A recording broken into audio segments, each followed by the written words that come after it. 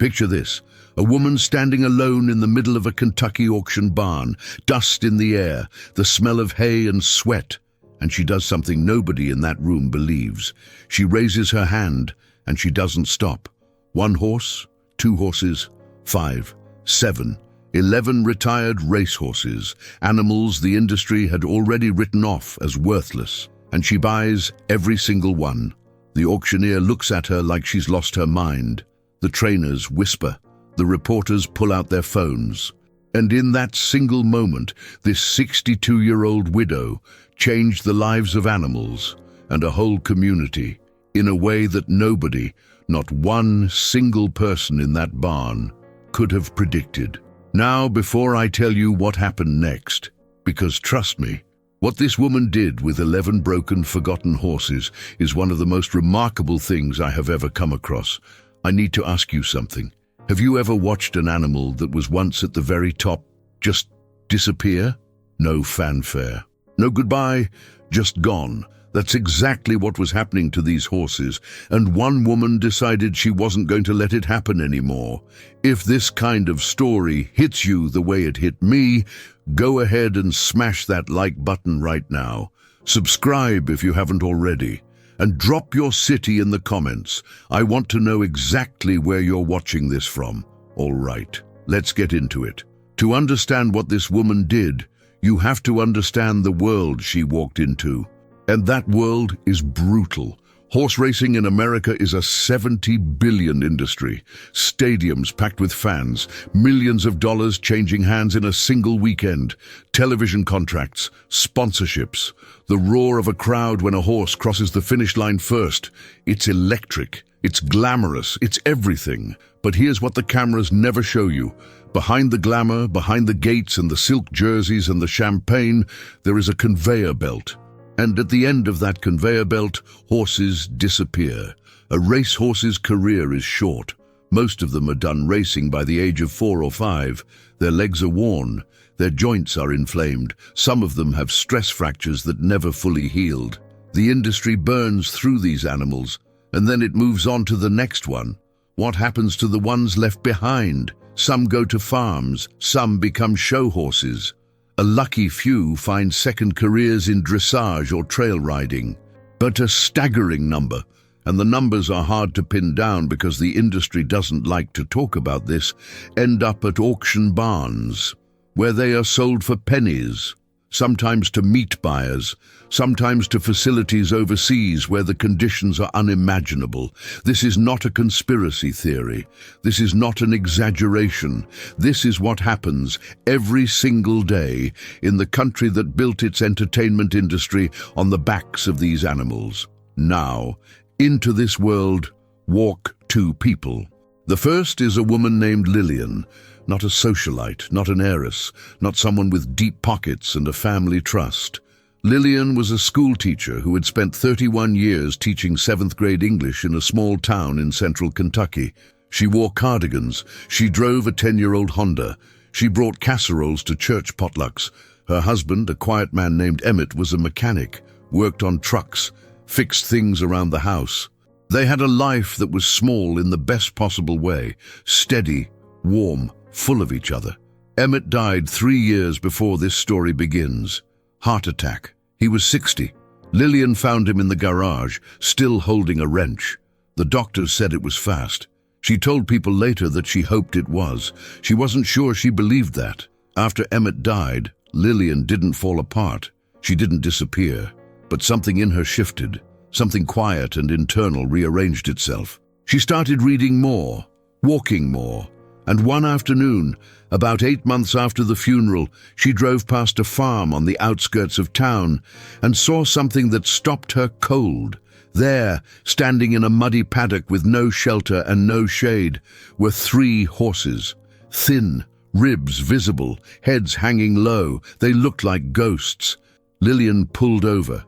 She sat in that car for 45 minutes watching them. She didn't know anything about horses. She had never ridden one. She had never owned one, but she knew what neglect looked like. She had seen it in her students for 31 years. She drove home that day and started researching, and what she found about retired racehorses, about what happened to them, about the sheer scale of the problem. It changed the direction of her life overnight. The second person in this story is a man named Declan. Declan ran a small equine rescue out of a converted barn about 40 minutes from Lillian's house. He had been doing this work for 6 years, mostly alone, mostly broke, funded by a patchwork of small donations and his own savings. He had rescued maybe 20 horses in total. It was back-breaking work, underfunded, invisible. Lillian found Declan's rescue through an online search. She called him on a Tuesday morning. She said, "I don't know anything about horses, but I have some money and I have a lot of time, and I think I need to help." Declan told me later that when she said that, he almost laughed. He had heard versions of that sentence before, from people who meant well but disappeared after 2 weeks when they realized how hard the work actually was. But Lillian didn't disappear. The first thing Lillian did was show up, not with a check, not with a grand plan. She showed up at Declan's rescue on a Thursday morning, wearing jeans and boots she had bought at a farm supply store the day before, tags still dangling from the cuffs. She looked slightly ridiculous. Declan thought so too, though he was too polite to say it. "What do you need?" she asked. Declan handed her a rake. For the first 2 weeks, Lillian did nothing but muck stalls, haul water, and learn how to read a horse's body language. Declan taught her. He was patient in the way that people who work with broken things learn to be patient, not out of politeness, but out of necessity. Horses don't respond to urgency. They respond to stillness. And Lillian, it turned out, was very good at being still. There was one horse at the rescue that had been there for almost a year, a bay gelding named Crosswind, a former Claimers-level racehorse who had run 42 races and won exactly 1.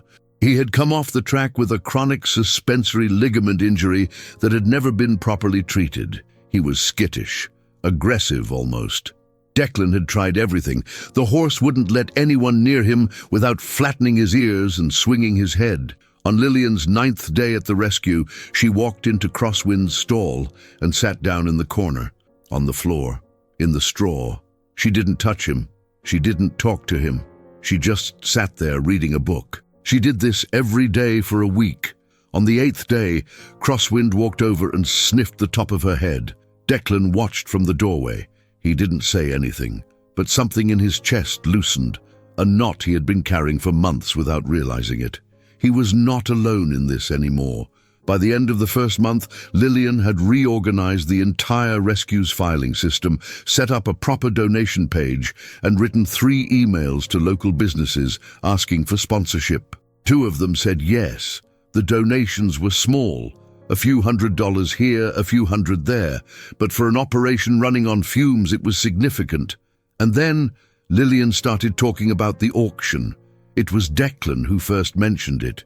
There was an upcoming sale in Louisville, a dispersal auction, which meant a large number of horses from a single owner were being sold at once.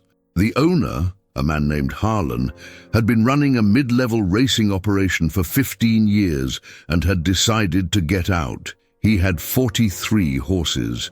Most of them were retired or close to it, and at dispersal auctions, retired racehorses sold for almost nothing, sometimes a few $100s, sometimes less. Declan had been to auctions before. He had bought horses there, one at a time, always anxiously, always watching the buyers' faces to try to figure out who was buying and why. The meat buyers were easy to spot, he said. They bought in bulk. They didn't ask questions. They loaded the horses into trailers with no bedding and drove away. Lillian listened to all of this. She asked questions. She took notes in a small spiral notebook she carried everywhere. And then she asked the question that changed everything. How much would it cost to buy 11 horses? Declan blinked. 11? I did the math, she said. Based on what you've told me about average prices at dispersal auctions, 11 horses would cost somewhere between $4,000 and $8,000. Am I right? Declan confirmed that she was roughly right. I have that, Lillian said, simply, like she was talking about buying groceries. What Lillian had, in addition to her teacher's pension and Emmett's small life insurance payout, was a savings account she had barely touched in 3 years. She had no children, no expensive habits. The Honda was paid off. Her house was paid off. She lived on almost nothing, and she had quietly, methodically saved enough to do this one thing. Declan's first reaction was caution. 11 horses was not a small commitment. It wasn't just the purchase price. It was the feeding, the veterinary care, the farrier visits, the space, the time, the emotional weight of rehabilitating animals that might never recover. He laid all of this out for her, clearly and honestly, the way you would with someone you respected. Lillian listened to every word, and when he finished, she said, "So what do we do first?" They had 6 weeks to prepare. Declan made a list, a long one. The rescue's current property, a 15-acre parcel with 1 barn and 3 small paddocks, was not equipped to handle 11 additional horses. They needed more fencing. They needed a second barn, or at least a large run-in shed. They needed a stockpile of hay and feed. They needed a veterinarian on call who understood post-racing injuries. Lillian attacked the list like it was a lesson plan.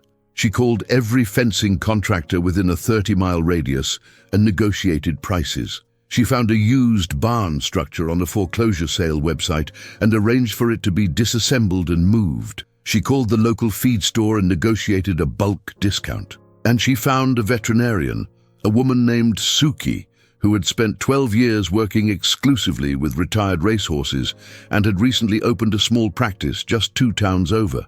Suki became the third pillar of the operation.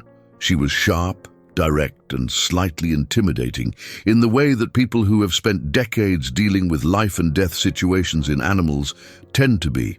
She drove out to the rescue on a Saturday morning, surveyed the property, examined the 3 horses already there, and turned to Lillian and said, "You're going to need a lot more than 6 weeks, but let's see what we can do." Suki started coming by 3 times a week.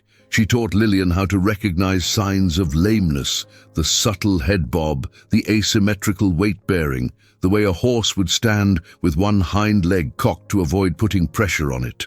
She taught her about joint disease, about how inflammation worked, about the difference between an injury that could heal and one that couldn't. Lillian absorbed all of it. She kept a notebook for each horse, not just medical notes, but behavioral observations. What time does he eat best? Does he spook at sounds from the left side? Does he relax when it rains? She was building profiles, portraits, the way she used to build profiles of her students. Meanwhile, word was spreading.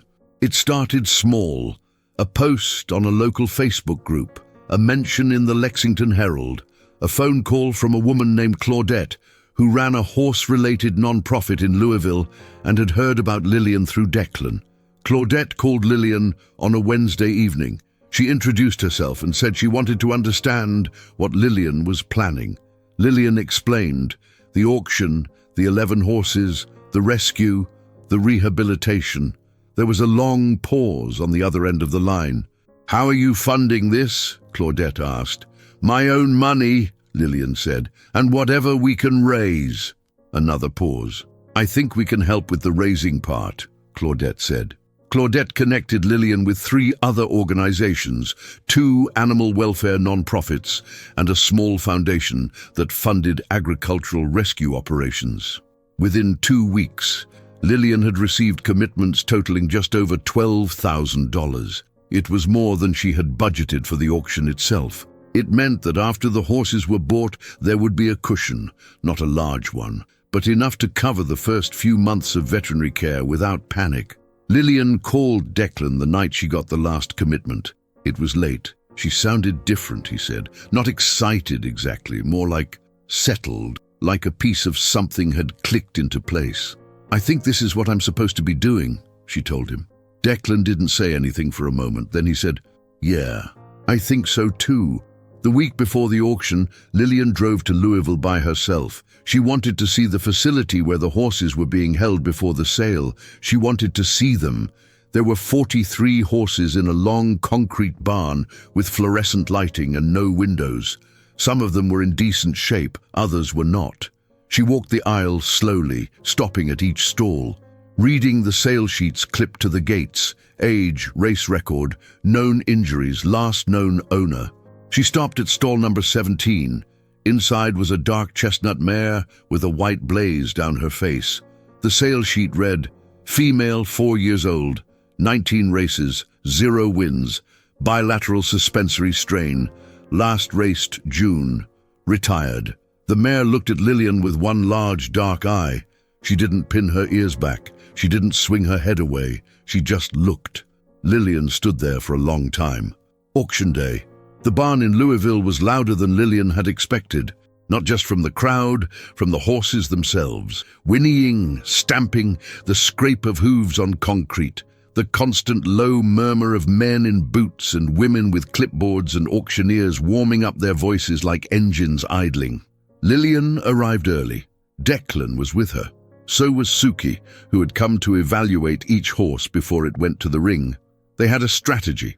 A list of 11 horses they had identified in advance, based on age, injury profile, and temperament. Lillian had the numbers written on a small index card in her jacket pocket. The first horse on their list came up for sale 40 minutes into the auction. A grey gelding, 6 years old, with a history of shin splints that had healed but left him with a permanent slight hitch in his gait. The bidding started at $200. Lillian raised her hand at $250. A man across the barn raised his at $3. Lillian went to $350. The man stopped. Grey gelding. Sold. $350. Declan exhaled. The second horse was easier. A bay mare, 5 years old, sound but slow. The kind of horse the industry discarded not because she was injured, but because she simply wasn't fast enough. Bidding opened at $150. Lillian bought her for $200. By the fifth horse, Lillian had settled into a rhythm. Raise her hand, watch, wait, raise again if needed. She was calm in a way that surprised even Declan, who had seen plenty of nervous first-time buyers at auctions lose their composure under the pressure of the room. But the sixth horse was the one that tested her. It was a tall, lean gelding, a former stakes-level horse who had once been valued at over $1 million. He had blown out his left hind suspensory ligament in his last race and had been in recovery for 8 months with no improvement. The sale sheet was blunt. Prognosis guarded. Will likely not be sound for any athletic purpose. Suki leaned over to Lillian and whispered, "This one's going to be expensive to rehabilitate, and there's no guarantee." Lillian nodded. She kept her hand down for the first few bids. The bidding climbed to $600, $700. A man near the front, one of the bulk buyers Declan had warned her about, was bidding steadily. No hesitation, no emotion. At $800, Lillian raised her hand. The bulk buyer looked at her. Raised to $900. Lillian raised to $1,000. The room went quiet for a beat. $1,000 for a horse that might never run again, or walk without pain. It was either the most foolish thing or the most generous thing anyone in that barn had seen all day.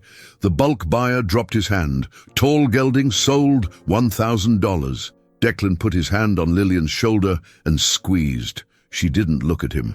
She was already scanning the ring for the next horse. The dark chestnut mare, the one from stall 17, the one who had looked at Lillian with that single dark eye, came up as horse number 31 in the sale order. By then, Lillian had already bought 9 horses. The crowd had thinned. Some of the reporters who had been scribbling in notebooks earlier had drifted away. The energy in the room had shifted from electric to exhausted. The mare entered the ring and stood quietly. She didn't spook at the noise. She didn't shift nervously.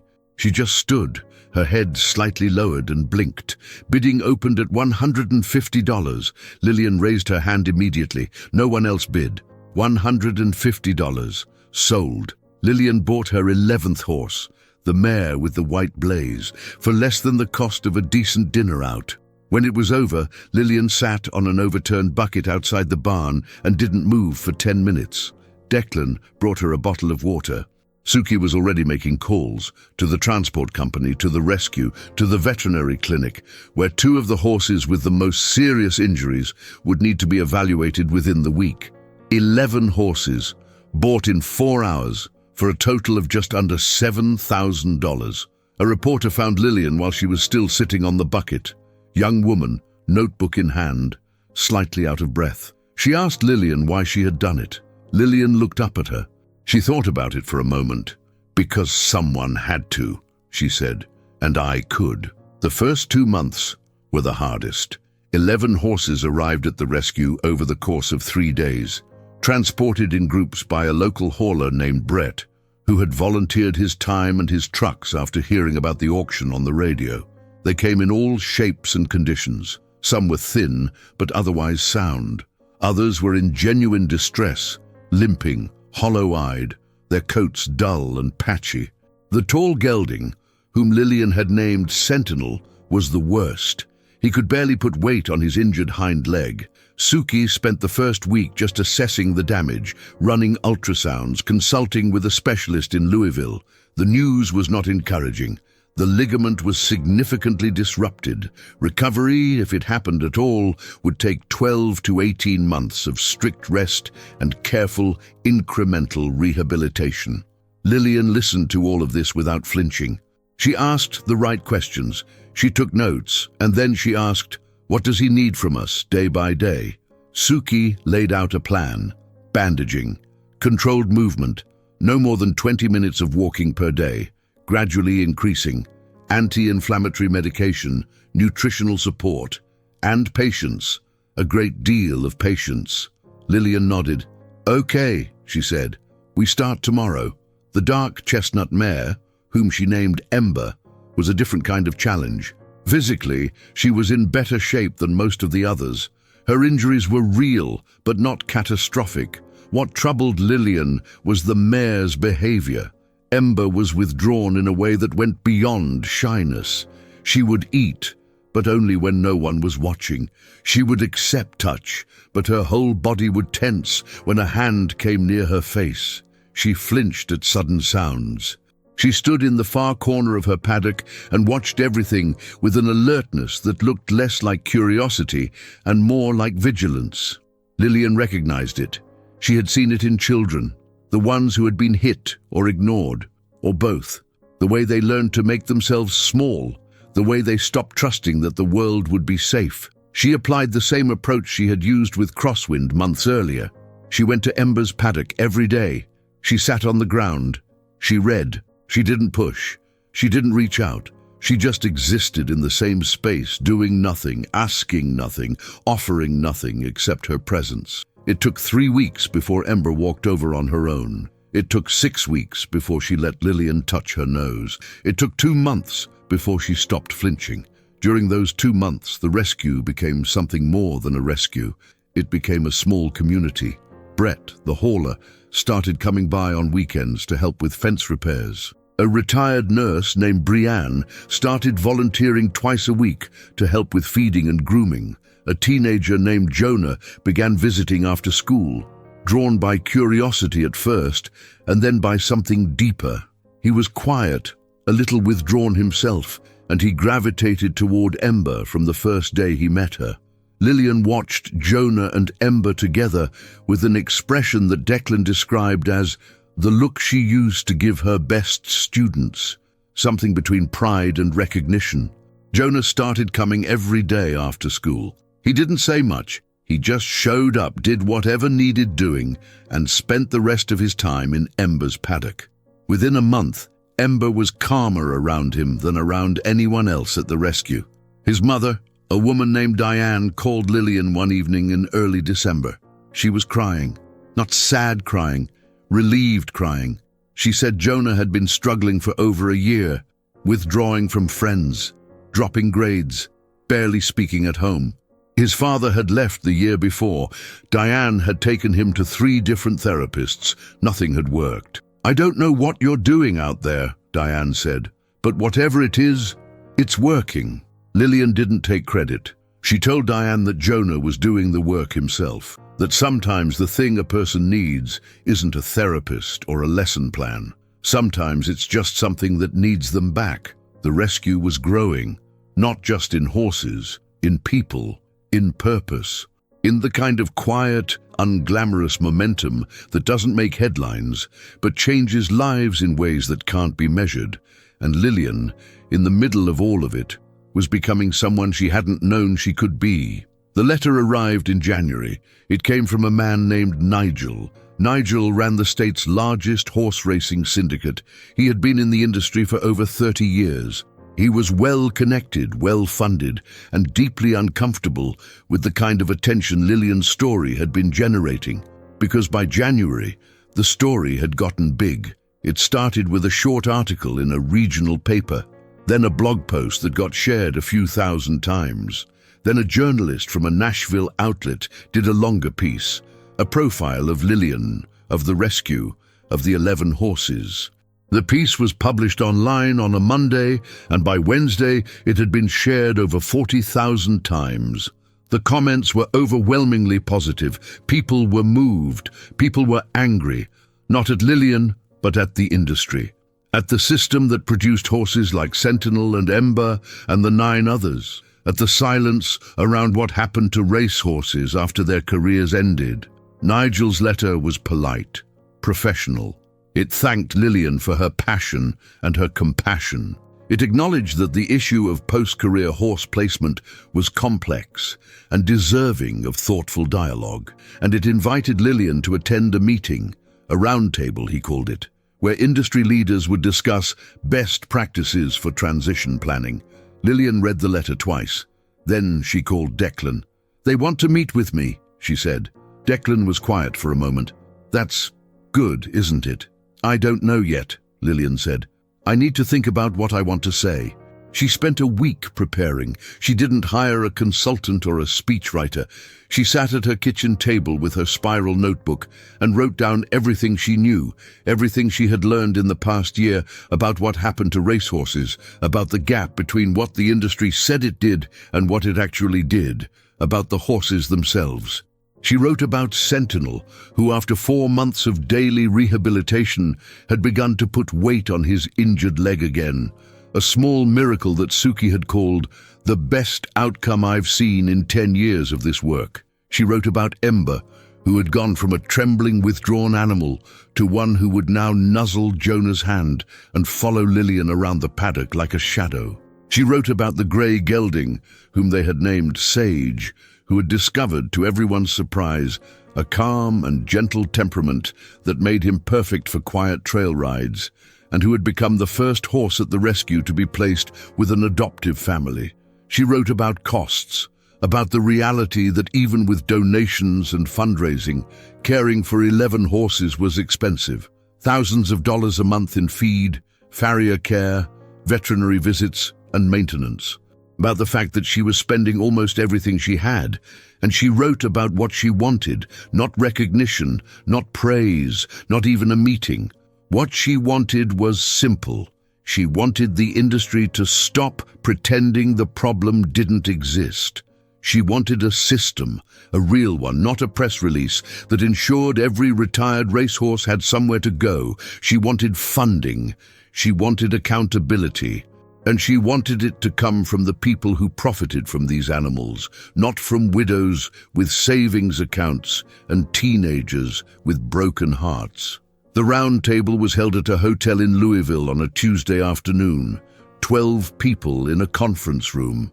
Nigel sat at the head of the table. There were lawyers, there were executives, there were 2 other rescue operators, both men, both visibly nervous about being in a room with this many industry players. Lillian sat at the far end of the table. She was wearing the same cardigan she wore to church. She had her notebook in front of her. Nigel opened the meeting with a prepared statement about the industry's commitment to animal welfare and the exciting new initiatives being planned.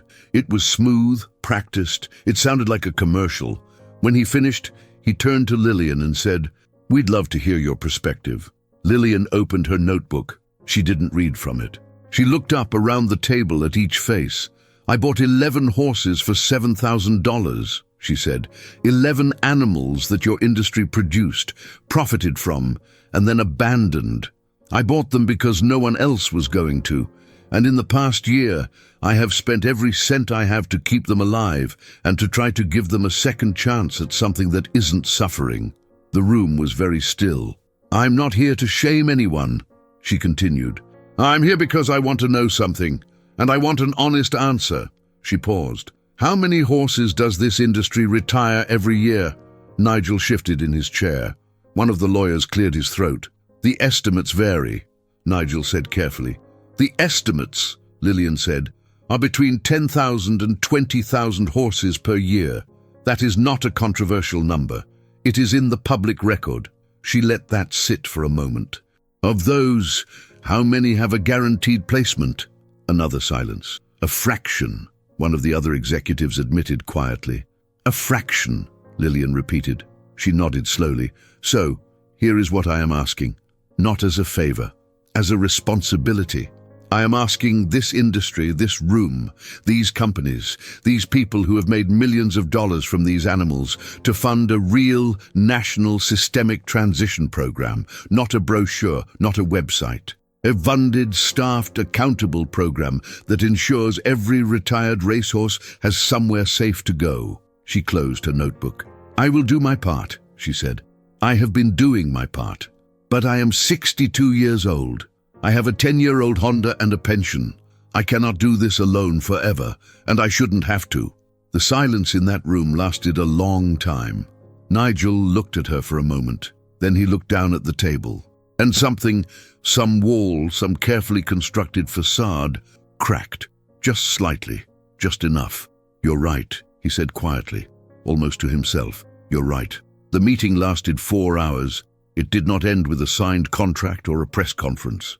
It ended with something rarer, a genuine conversation, the kind where people stop performing and start listening, where the lawyers put down their pens and the executives stop checking their phones. Nigel, to his credit, did not dismiss Lillian's challenge. He asked her questions, real ones, about costs, about logistics, about what a workable program would actually look like on the ground. Lillian answered everyone. She had done the math. She had lived it. By the end of the afternoon, 3 of the 12 people in that room had volunteered to personally advocate for a funded transition initiative within their respective organizations. Nigel himself committed to convening a follow-up meeting within 60 days, this time with financial stakeholders present. It was not everything Lillian had asked for. It was not even close, but it was a crack in the wall. And Lillian, who had spent 31 years teaching teenagers that change didn't happen all at once, understood that a crack was how it started. She drove home that evening in silence. Declan had ridden with her, but he didn't push her to talk. He knew her well enough by now to know when she was processing. When they pulled into the rescue's driveway, Lillian sat in the car for a few minutes before getting out. The sun was going down. The sky was pink and gold. In the nearest paddock, Ember was standing with her head over the fence, watching the light change. Jonah was there too, leaning against the post, his hand resting on Ember's neck. Neither of them moved. Lillian watched them for a long time. "Declan," she said without turning from the window, "Yeah, we need more space." Over the next 6 months, the rescue expanded. A local landowner named Peggy donated an adjacent 20 acres after reading about the rescue in a newspaper article. A construction company offered to build a second barn at cost after one of their employees, a man named Travis, saw a video about Sentinel's rehabilitation on social media and was so moved he brought it up at a company meeting. Donations came in steadily, not in huge amounts, but consistently. Lillian hired a part-time office manager, a young woman named Rena, to handle the paperwork and the donor communications. She hired Jonah, who had graduated high school by then, as a paid staff member to run the daily care routines. Jonah, who had barely spoken a word a year earlier, was now one of the most respected people on the property. The horses trusted him. The volunteers listened to him. He had found in the work something that no therapist had been able to give him, a sense of purpose that was earned, not assigned. And the horses themselves, they were getting better. Sentinel took his first sound walk without a limp on a Thursday in March. Suki was there, Lillian was there, Declan was there. They watched him move across the paddock, slow, careful, but steady, and none of them said anything. They didn't need to. The horse was speaking for himself. Ember was placed in a therapeutic riding program the following month, not as a riding horse, she was too green for that yet, but as a companion animal for children with disabilities. She was gentle, patient.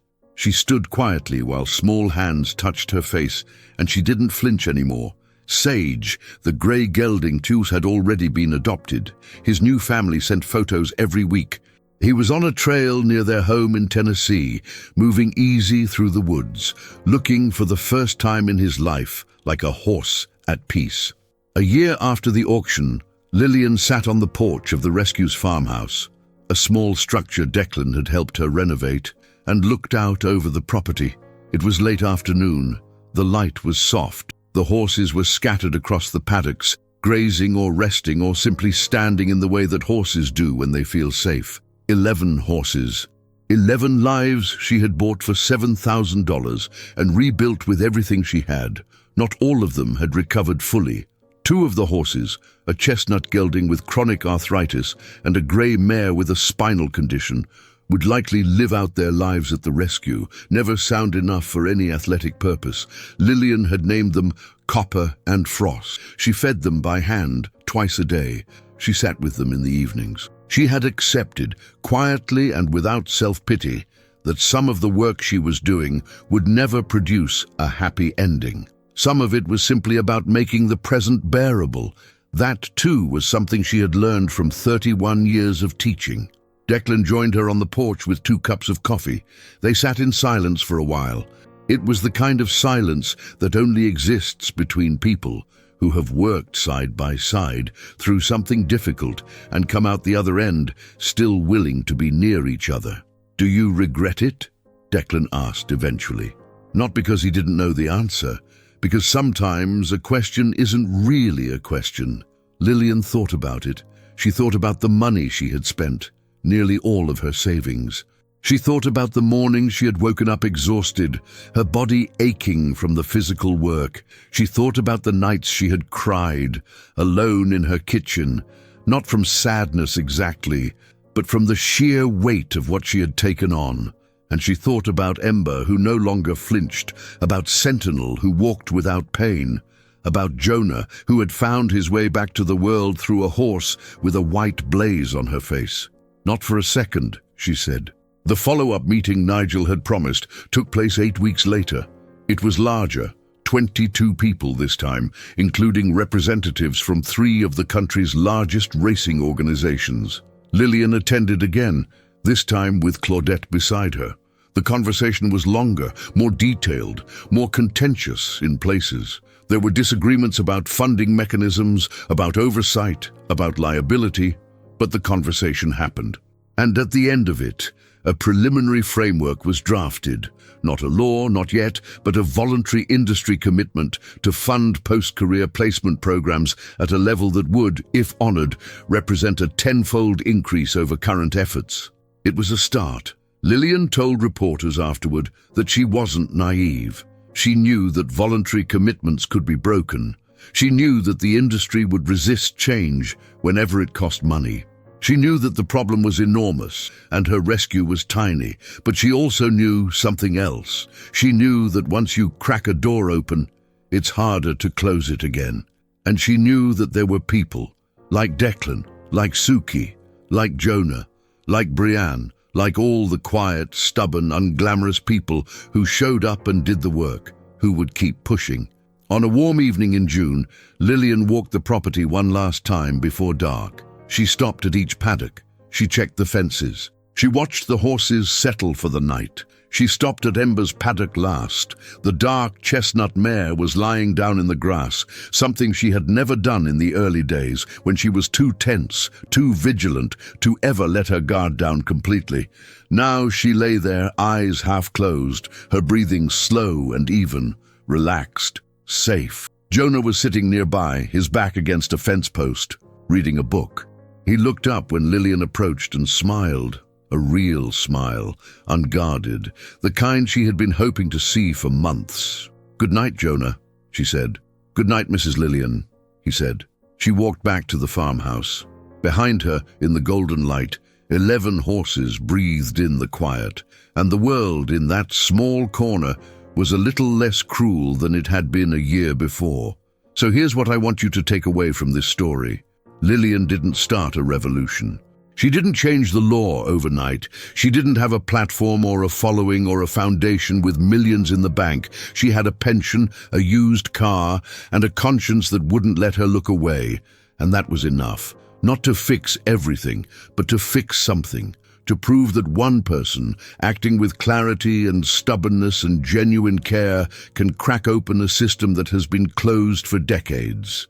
11 horses, $7,000. One widow who decided that someone has to was not an excuse. It was an invitation. The rescue is still running.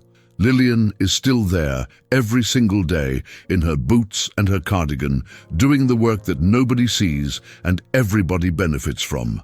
Sentinel is sound, Ember is gentle, Jonah is staff, and the industry, slowly, painfully, incompletely, is starting to listen. If this story moved you, if Lillian's quiet courage hit you the way it hit me, then I need you to do something right now. Share this video, not because I need the views, because stories like this need to be heard. Because the next time someone tells you that one person can't make a difference, you can point to Lillian and say, "Watch me, like this video, subscribe to this channel," and drop a comment telling me, what would you do if you were her? What would you have done differently? I want to know what you think. I'll see you in the next one.